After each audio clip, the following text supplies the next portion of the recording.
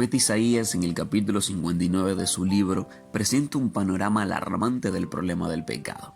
Afortunadamente, la Biblia también presenta la esperanza de la redención. Para comenzar, querido, nos hacemos una primera pregunta. ¿Cuántos de nosotros hemos pecado? Bastante obvio, ¿no? La Biblia es inequívoca en este caso y dice que todos. Por lo tanto, querido, la redención no puede basarse en la falta de pecado. Debe basarse en el perdón que se ofrece por los pecados. Así como lo exclama Jeremías 31:34, dice: todos me conocerán porque yo perdonaré sus pecados. Ahora, el apóstol Pablo también concuerda con este concepto. En el libro de Romanos capítulo 3, del versículo 20 al 23, habla acerca de este concepto también. Entonces, querido, no puede haber distinción sobre esa base. Los que son justificados pueden ser juzgados como justos únicamente porque reciben por fe el don de la justicia de Dios mediante el sacrificio de Cristo. Ven conmigo un momento al libro de Romanos. Vamos a la carta de los Romanos y vamos a leer el verso 21 al 24 del capítulo 3. Dice bien: pero ahora, aparte de la ley, se ha manifestado la justicia de Dios, testificada por la ley y por los profetas. La justicia de Dios, por medio de la fe en Jesucristo, para todos los que creen en Él.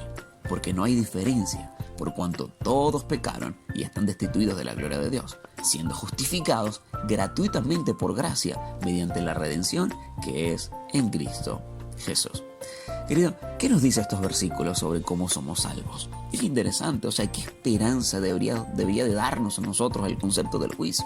El factor decisivo, querido, en el juicio es ¿quién recibió? Para respondernos a esta pregunta. ¿Y sigue recibiendo el perdón por tener la fe en Jesús? Es la pregunta cotidiana en el sentido de esta cognitiva que estamos presentando en esta mañana.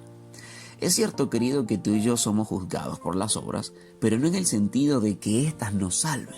Si fuese así, entonces la fe no sería necesaria. Al contrario, nuestras obras revelan si realmente hemos sido salvados por la gracia de Cristo Jesús. Santiago capítulo 1, verso 18 te dice: pero alguno dirá, tú tienes fe, yo tengo obras. Entonces muéstrame tu fe sin obras y yo te mostraré mi fe por medio de mis obras. Qué cosa tan interesante. Ahora, en Romanos capítulo 3, del versículo 20 al 23, nos podemos hacer una pregunta al estudiar estos textos. ¿Por qué las obras no pueden salvarnos, ya sea ahora o en el juicio? Una pregunta interesante. Querido, algo sencillo. Mira, es demasiado tarde para que las buenas obras o la obediencia de la ley rediman a alguien. El propósito de esta ley que se desarrolló en un mundo pecaminoso no es salvar, sino señalar el pecado. En cambio, querido, la fe que obra por el amor, según Gálatas capítulo 5, verso 6, es el amor del Espíritu de Dios que derrama en el corazón. Esta es la que demuestra que una persona tiene fe viva en Jesús. Mira, las obras son una expresión externa, la manifestación humana de una fe salvadora.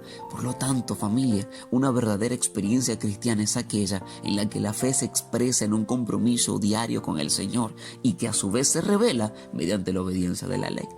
En el juicio, Dios se vale de las obras como evidencias para sus criaturas que no pueden leer los pensamientos de fe como lo hace Él.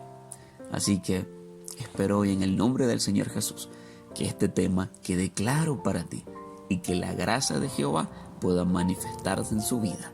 Tú puedas entonces, en el nombre de Jehová también, aceptar esa gracia y vivir conforme a esa gracia.